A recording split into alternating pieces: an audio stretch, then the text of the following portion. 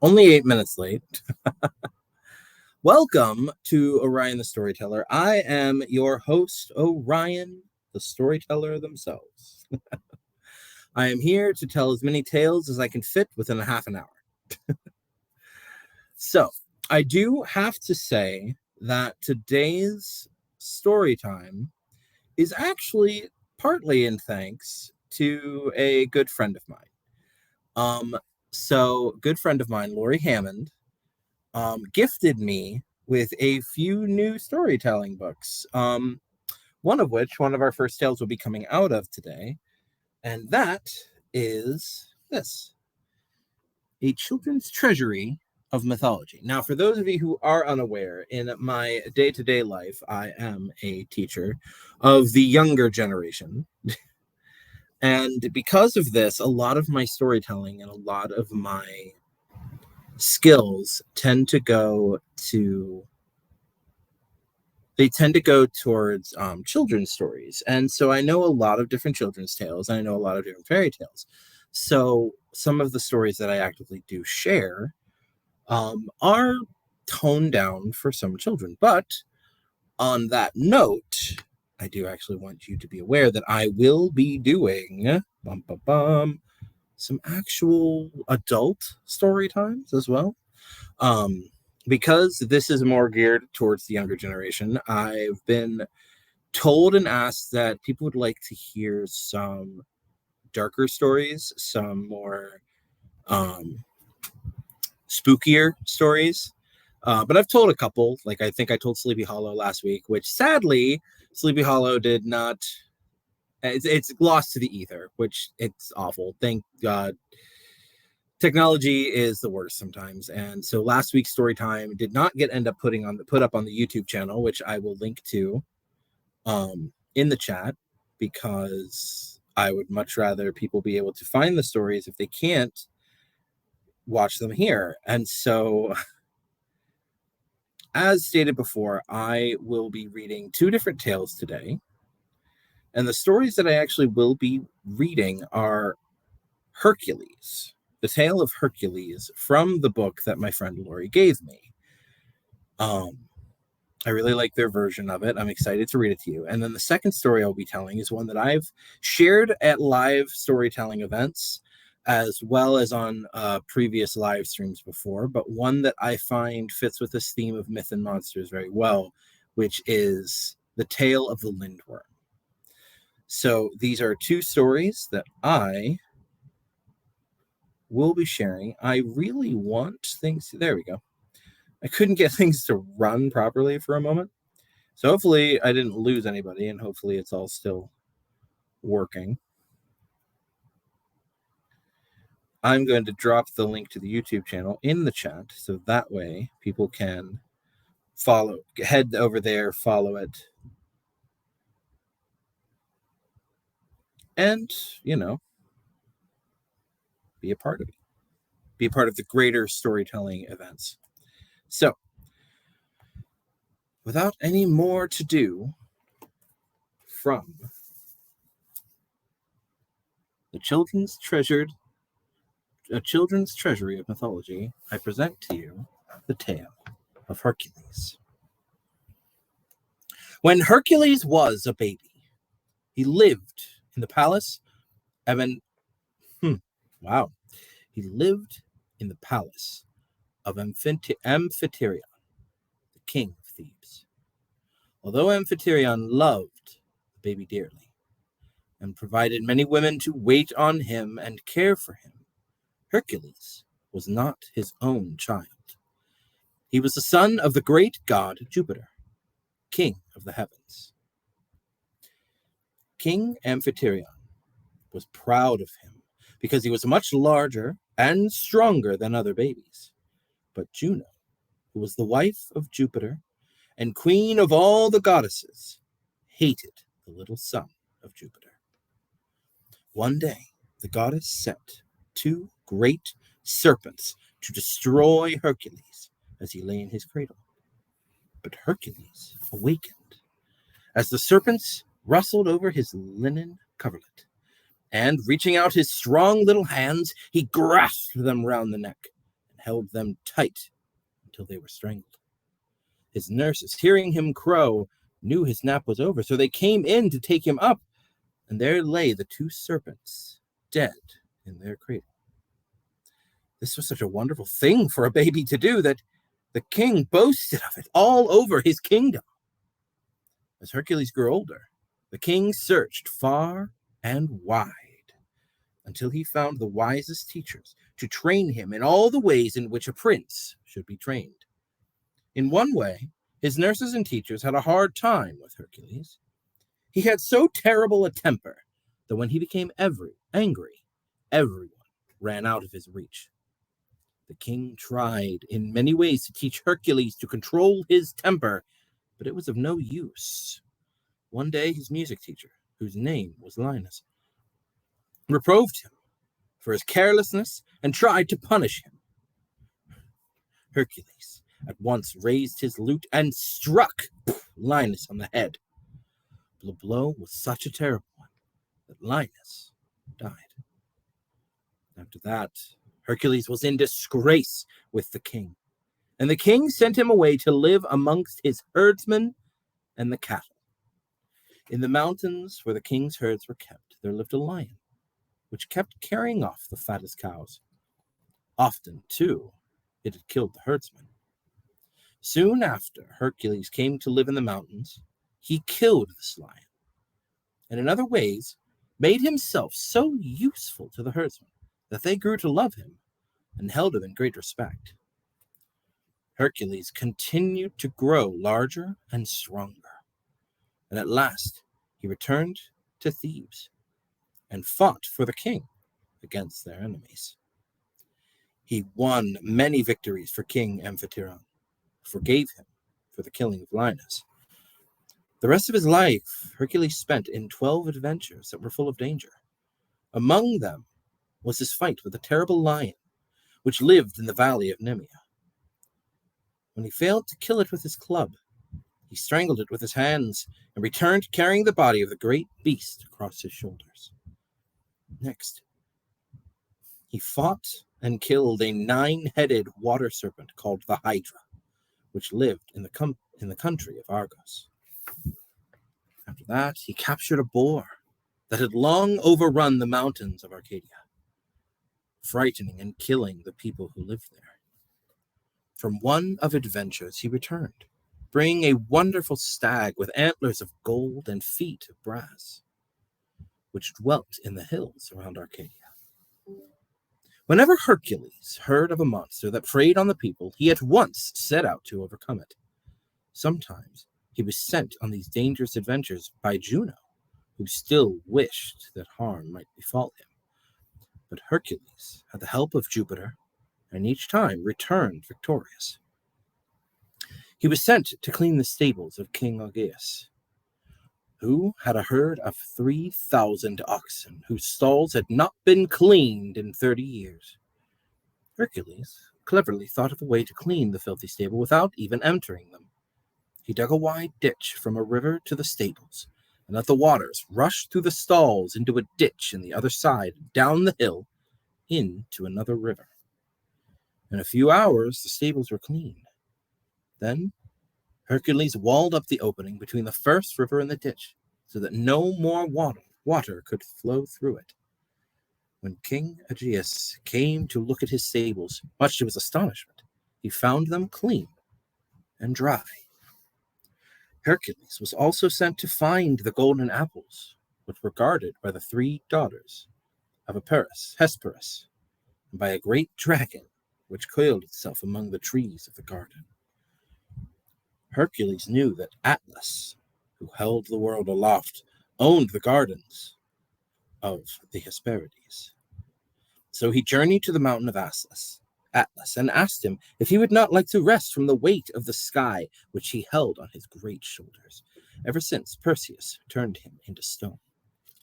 Hercules offered, with Jupiter's help, to change Atlas back into a giant, so that he might walk the earth and wade in cool streams and rest in green valleys. This he would do if Atlas would agree to go to his garden and gather some golden apples for him. Atlas was eager to be released, from the burden of the sky and the stars and promised to do anything Hercules wished, if only he might once more be free.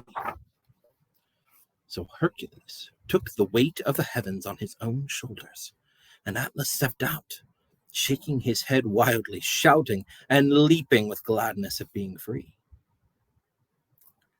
He went joyously across the land, splashing through cool streams and striding through the green grass. Hercules held the heavens until Atlas finally returned with his big hands and deep pockets filled with golden apples. Atlas begged that he might carry them to Hercules' land and deliver them, but Hercules was afraid that if Atlas went, he might never come back. So he asked Atlas to hold the earth until he rested on his shoulders. He then set the sky again on the giant's shoulders and went back to Thebes with the golden apples. In spite of his temper, Hercules was kind, and learning that Prometheus was still chained to the rock where Jupiter had bound him, he urged his father to give him permission to break the chains which held Prometheus and set him free. Jupiter agreed. Prometheus, after his long punishment, was unbound. And at last, after many glorious labors, Hercules was carried to Mount Olympus in Jupiter's own chariot and became one of the immortals. And that is a rather condensed version of the tale of Hercules. Now, I understand that that is the Roman version of the tale.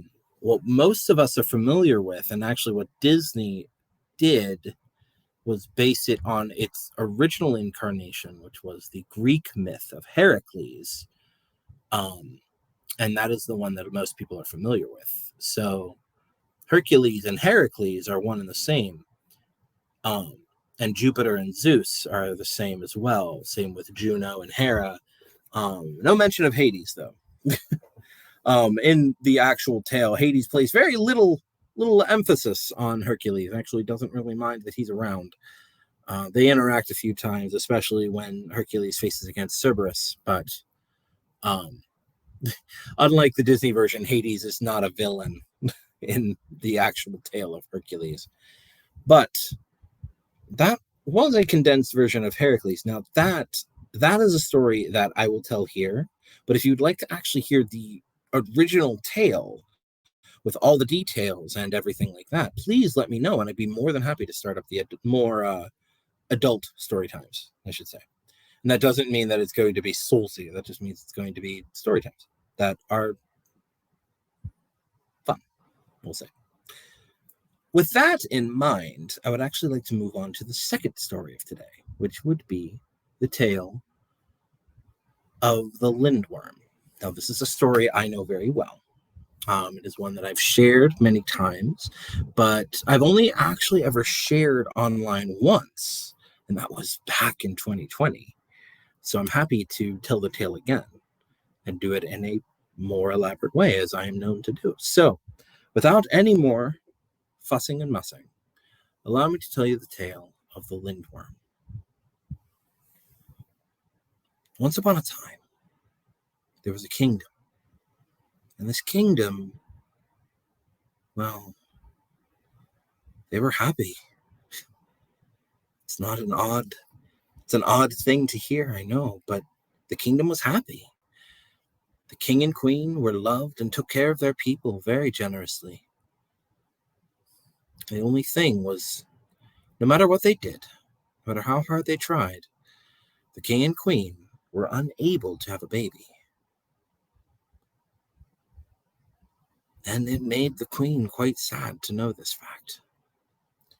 The queen wanted desperately to have a little boy or a little girl, and she would debate back and forth, day in, day out.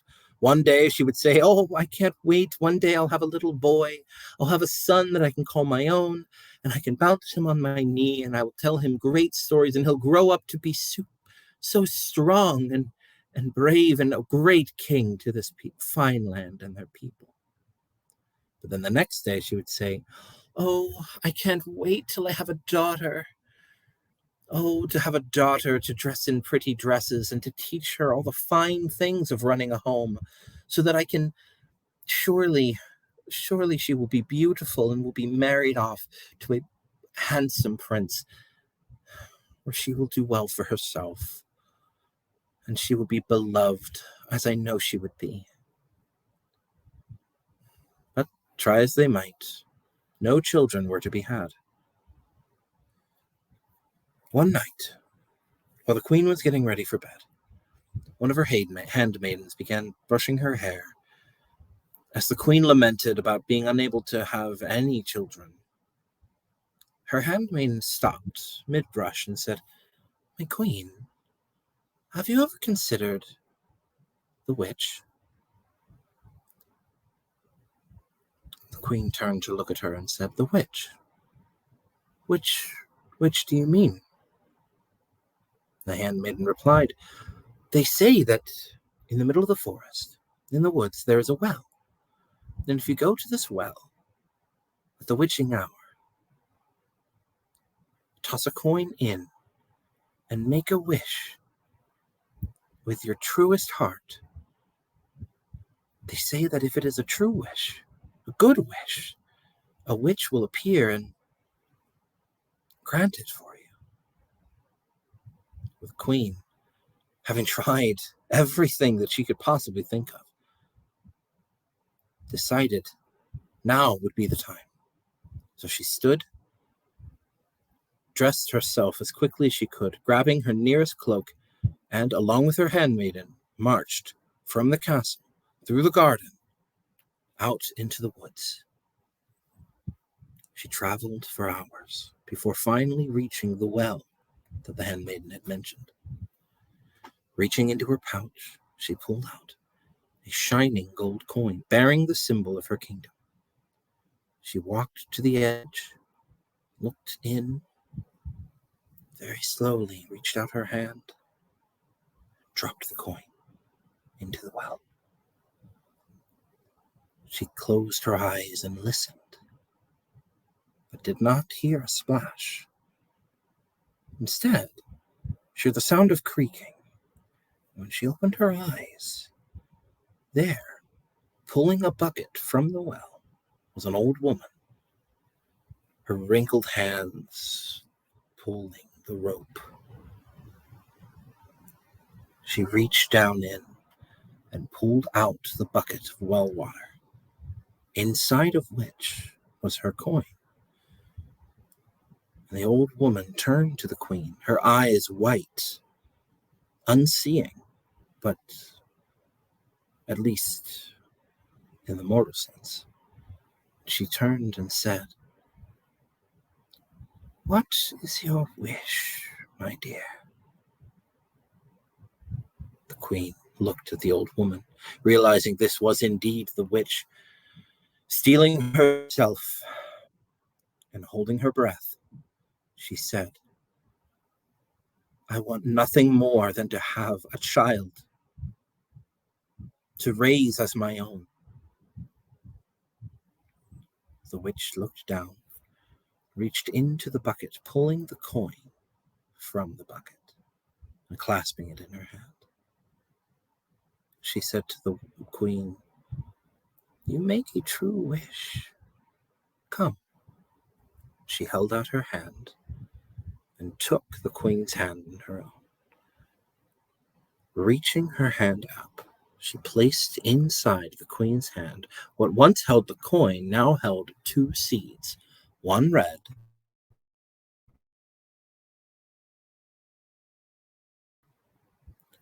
She looked up at the queen and said, "If you wish to have a boy, plant the red seed in your garden when you return. If you wish to have a girl, plant the green seed. By the time the flower blooms, you will indeed give birth to a healthy child. However," the old lady warned, "under no circumstances are you to plant both. Should you plant both, you shall be met with a curse most foul." The queen nodded her head and understood what the witch had said. And turning, thanking the witch, she and her handmaiden returned to the castle. The whole while back, the queen began questioning, would she have a boy or a girl?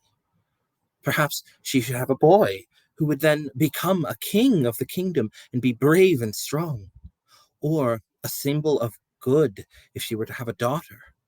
This daughter could be raised to be beautiful, and the people would look on her in hope. By the time she reached the garden, the queen could not decide. And against her own judgment, took both seeds in hand and planted them both.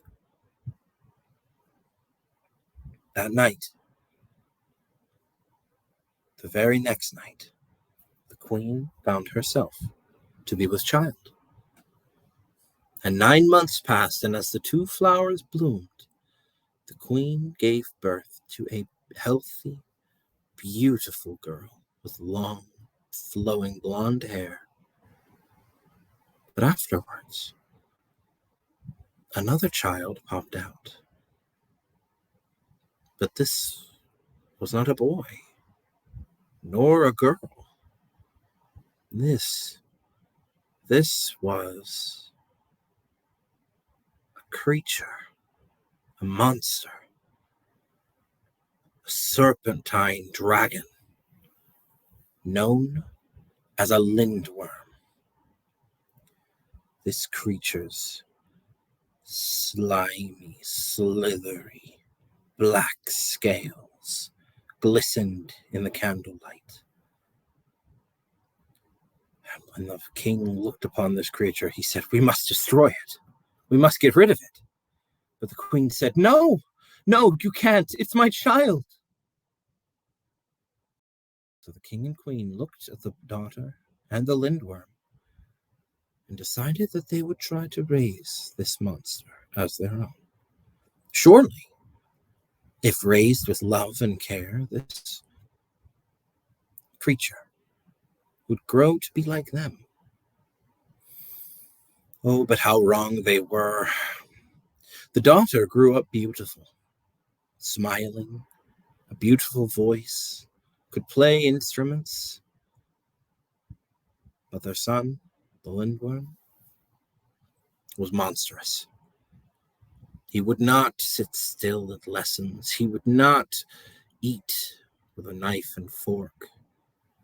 And despite their best efforts, servants would go missing, especially if they were sent to check on the lindworm in the middle of the night.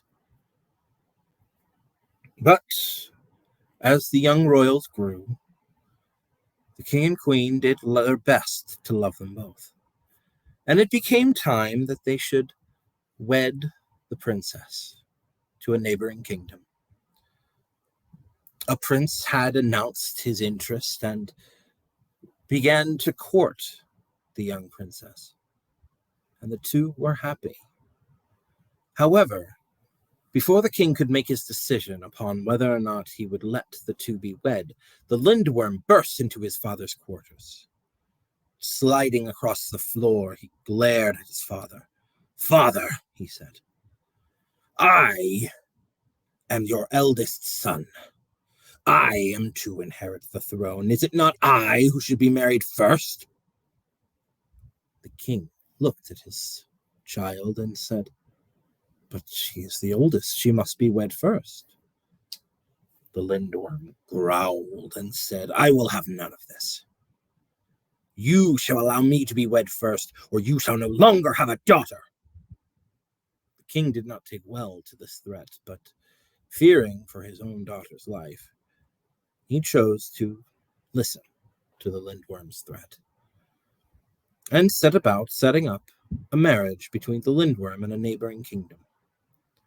Finding a young princess, the two were wed very shortly, and the ceremony itself was beautiful, and the feast afterwards was just as divine. And that night, when the lindworm and his new bride returned to their quarters, the lindworm sat on the bed, pat the bed next to him, "My dear bride," he said, "please come sit next to me." The bride, not wishing to disappoint her new husband, sat next to him, only in a flash to be devoured right then and there. The next morning, the Lindworm returned to his father's quarters and said, "Father, I have eaten my bride. You must give me another." And the father was angry at this, but decided it would be in his best interest to listen and set up a whole new wedding. And like this happened 4 more times. Each time a beautiful wedding, each time a beautiful feast, and each time a devoured bride. To the point that the father looked at his son and said, "I will do this no more. You have eaten each bride you have been given. Surely you cannot expect me to put on another wedding for you." The Lindworm turned to him and said, "This will not happen again, father. One more bride of our own kingdom." And the father agreed, putting out a missive to the entire kingdom, asking for someone to wed the prince, the Lindworm. Now, no women wished to take this upon themselves, all except one, whose village put her up to the task. While she did not wish to take it, she did so love her village. And so, when they presented her for the bride, while crying, she accepted. That day, as she was being prepared for her wedding, she began to cry. She looked at her young handmaidens and said, "How could you do this to me? I am to be married to a monster. I'm going to be eaten," they said. They looked at her and said, "You could speak to the witch," she said, "in the woods. If you go out there and make a wish with all your heart, they say it will come true." The young woman, not knowing what else to do, ran into the woods, finding the well. Falling next to it, began crying, weeping. And as she did, a young hand reached out and touched her shoulder. The young woman turned up to look up at a beautiful woman with white eyes staring down at her.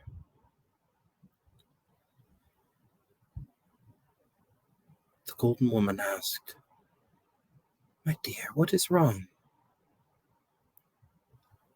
And the young woman said, Tonight I am to be wed. I am to be wed to a monster, the Lindworm. I do not know what to do. I don't want to die." The golden woman looked down, a sad smile, said, "My dear, this is the result of someone who did not listen. If I tell you what you may do you promise that you will listen to every instruction I give you?" And the young woman nodded, gripping her hands into her own, saying, "Please, yes, please, I'll do anything you say." So the witch looked down and told her, "When you return to the castle, what you must do is you must request these things be brought to your room before the wedding night. 1, a tub full of milk. 2, a wire scrubbing brush. And 3, a whip made of golden horsehair.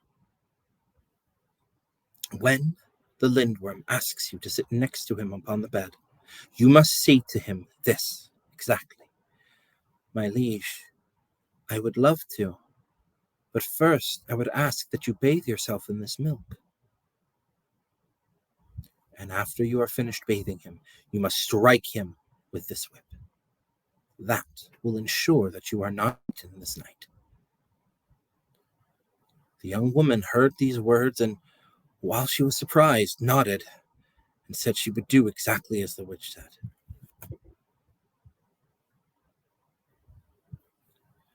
She returned to the castle and requested these things, and the handmaiden, seeing as this would be the young woman's last night on earth, decided to humor her. And so, those things were brought to her room. And the ceremony was gorgeous, and the feast was divine. And that night, when the Lindworm and his new bride ascended to their chambers, the Lindworm sat upon the bed and said to his bride, "My dear, sit next to me." The young lady, remembering what the witch said, turned to him and said, "My liege, I would love to, but first I would ask that you bathe yourself in this milk." The Lindworm glared at the young woman, but, heeding her words, slithered his way from the bed into the tub of milk. The young woman reached down and grabbed the wire brush and began to scrub and scrape at the beast's scales. And as the scales began to chip away with each stroke, with each brush, when she had cleaned every inch of the Lindworm, she reared back with the whip and slashed him across the back of the head. This creature then began to vomit everything it had ever eaten, alive or dead, vomited from this creature's mouth, young women and servants alike running from the room in sheer terror. And as the body of the Lindworm lay inside the tub, a final bit of movement began to come from it, and out of its mouth walked a very handsome young man. The young man looked down at the Lindworm's body and at his own hands before looking at the young woman. He said, "My dear woman, you freed me. I've been trapped inside this creature for so long. I was this creature for so long." And the young woman realized that this was the true prince who had been born, but cursed to become this monstrous creature. And from that day on, the prince and his new bride lived happily ever after. And that is the tale of the Lindworm. I do hope you enjoyed it. I do hope you enjoy story time.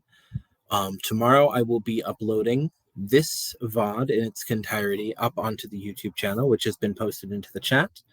Thank you so much for joining me today. I hope you had a good time. I've enjoyed telling you these stories. Until next week, which will be Thursday. I know that I usually do it Wednesday, but I've actually switched it to Thursdays. So hopefully I'll see you next week. Until then, stay safe, spread love, and I'll see you all again. Goodbye.